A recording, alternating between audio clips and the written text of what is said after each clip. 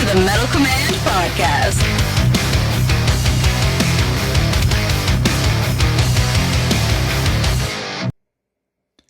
Hell, Fire and Damnation is upon us. Welcome back to the Metal Command Show.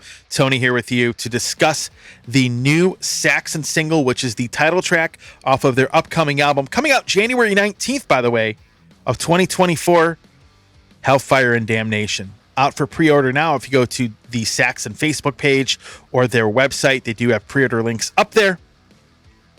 And it has been produced by Andy Sneap, which I think is absolutely awesome. The single is absolutely awesome. And then I keep thinking to myself, man, you know, has Saxon put out a terrible album? I mean, they've been putting out albums since 1979.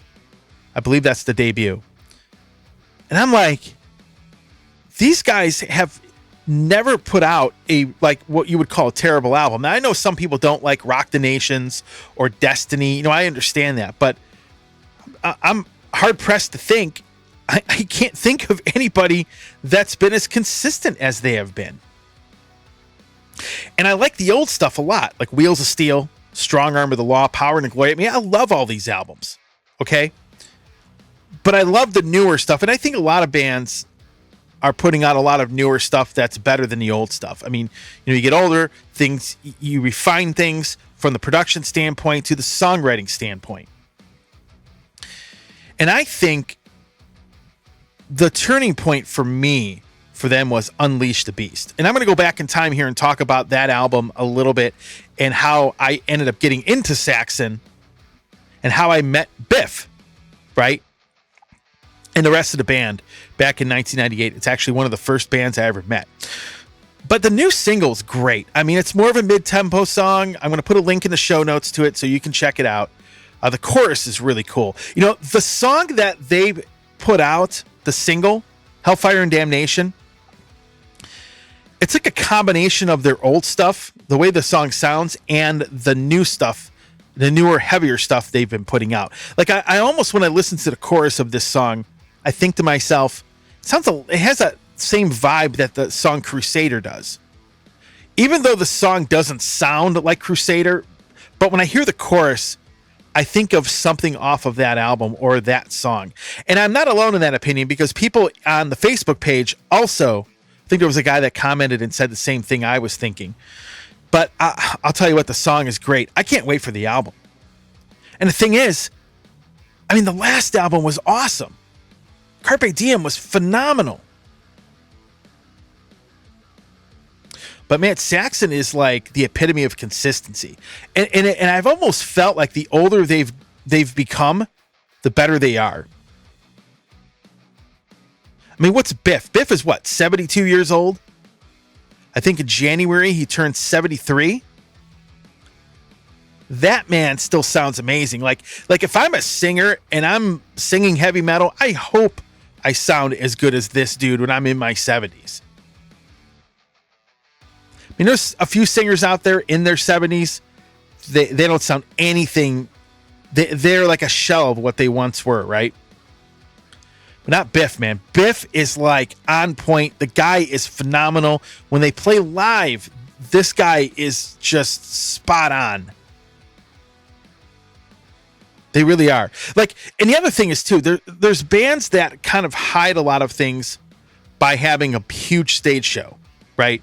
Like with lights and you have a lot of pyro, and they can kind of mask and distract people away from flaws, right?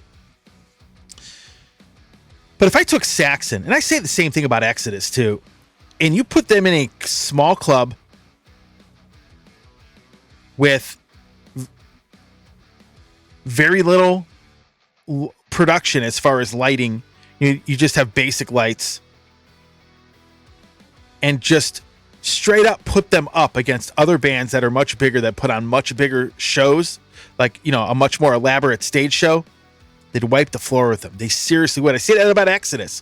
Like, if we took Exodus and Metallica, took Metallica's huge production away and put them in a club with Exodus and had them play together, you know, on a bill, and Exodus would just destroy them. That's my opinion anyway. But Saxon is really that good. And I'll never forget when I saw them live for the first time. So the first Saxon album I ever bought was Unleash the Beast. Actually, I didn't buy it initially.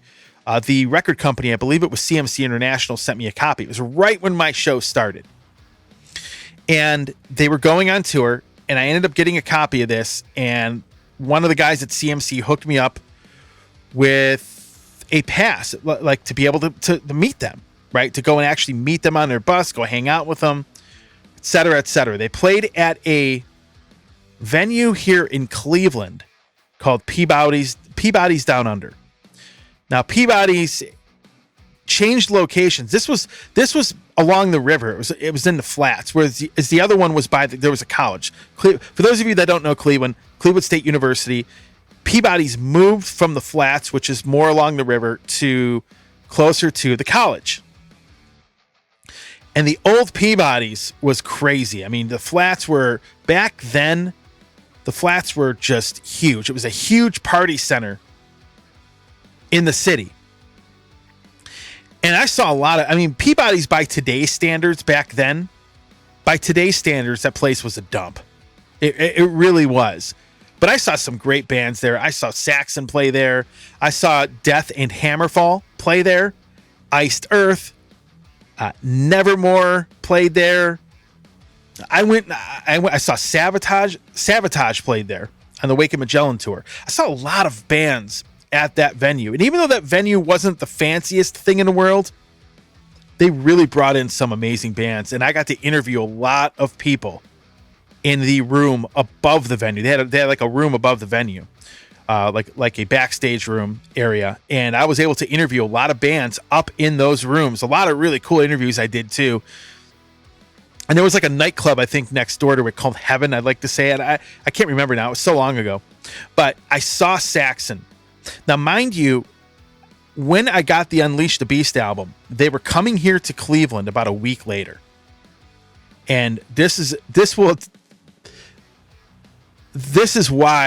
made me really love this band. I go to see them. Not a huge stage show. Obviously it's a small club, maybe 100 people there, I think. I don't remember how long. I don't remember off the top of my head, but there were not a lot of people there to see them. Maybe a couple hundred at the most, right? And I remember them playing. First of all, when they played, it was beyond loud. It was loud, but not too loud to the point where like everything was, everything meshed together where you couldn't make anything out. And I heard these guys play. I have never seen a band that had a live presence and a band that's as tight as they were on stage, the way they played. I've never seen anybody better than them. There are a lot of great bands out there that I absolutely love that have a great stage show, a great stage presence. I get it. But when it comes to Saxon, there's bands on their level, but I don't think anybody's better, in my opinion. And I remember watching that show and was blown away. Now, mind you, I'd heard of Saxon, right, before that, but I had only heard one album, Unleash the Beast. I didn't know any of the other songs that they were playing. I'd heard a couple of those songs. Like I think they played Motorcycle Man, at that show, if I remember correctly, which is off the Wheels of Steel album. I knew that song, but I didn't know a lot of their music. And man, I became a fan after that. And then I got to go meet Biff on the bus. And he was a really, really fun guy to talk to. Super cool dude to hang out with. The whole band, they were just awesome. Now, keep in mind, back in 1998, heavy metal was still kind of not doing so well, at least here in the States. It was sort of coming out of going into the post-grunge era of heavy metal, where it basically started to resurrect itself. Because now if Saxon were to come here, they would definitely pack the house with more than like 100 or 200 people. But back then, that wasn't too bad for a metal band like that, because bands like that were what you would call uncool, right? But I got to see that show. That show was unbelievable, and it made me a fan of that band. It seriously did. And then I started getting into that band a little bit more. The album Metalhead came out. Absolutely still love that record as well. And then I ended up going out, buying all of the albums that they had put out all the way back to their debut. And realized just how incredible this band really was. And as time has gone on, every new album they would come out with, it would just blow me away. Like these guys are getting better as they get older. I mean, most people are supposed to slow down or not sound as good, but Biff and company, they keep delivering album after album of consistency and awesomeness. I mean, seriously. Saxon is that great of a band. Absolutely love this band. I'm definitely sure that I will not be disappointed with the upcoming album, Fire and Damnation. But the first song is great. The other interesting thing about Saxon is this. Like, when I was getting into heavy metal, I had heard of the band. Right? I knew who they were, but I had never explored their music for whatever reason. And it always blows me away that they're not like, I'm blown away by the fact that they are not as big as like Iron Maiden. Because to me, most people that are Iron Maiden fans or Metallica fans, if I mention the band Saxon, they've definitely heard of them. But I've noticed a lot of people just haven't checked out their music.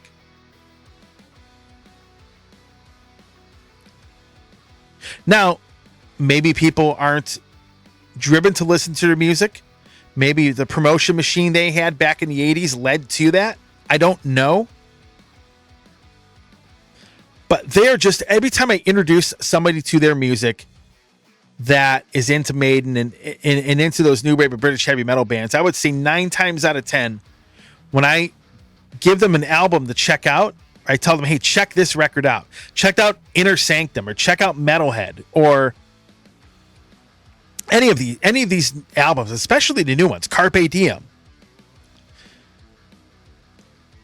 9 out of 10 times, people really love the band and love the music. And they're like, and the biggest remark I get is, man, I knew of these guys for a long time. I don't know why I never checked them out. But that seems to be the trend. Like, people seem to know who they are, but it's like they don't go and check the music out for whatever reason. But check out this song. I absolutely love it. Fire and Damnation. It's up for pre-order now. And I'll be honest with you, I've already pre-ordered my copy of this thing. You know, I've interviewed Biff over the years. Those interviews, I would say, probably are pretty interesting, to say the least. But they just keep kicking along. I mean, Biff is going to be 73 years old in January. And the fact they are still putting out music at this high of a level is absolutely amazing. Great band. Check out the single. Thanks for watching. If you like what you see and hear in this podcast, do not hesitate to hit that subscribe button. Hit the little bell to be notified anytime I do post a video. And leave a comment. And let me know what you think of the new Saxon single. I'm curious. What do you think of it? Are you a Saxon fan? And here's one last question. What is your favorite Saxon album? And do you like the newer stuff better than the old stuff? Or are you like me and you like pretty much everything they've done? Let me know in the comments. Thanks for watching. Stay metal.